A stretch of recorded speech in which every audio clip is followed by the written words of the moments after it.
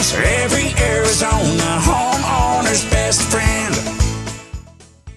When I turn the blower door on, Yep. I always tell people, go to the front door and go to that junction box where the outdoor light is controlled, Yep. and the indoor light's controlled, and the living room light and the hall. There's a 4-gang box right there.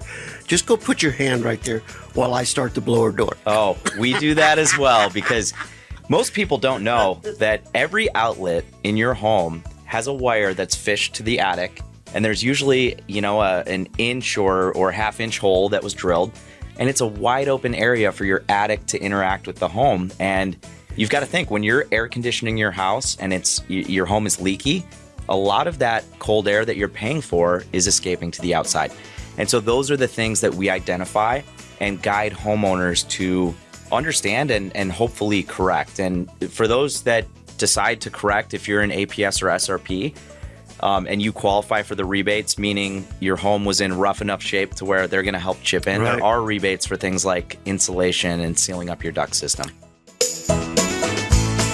Rosie on the house, every Arizona homeowner's best friend.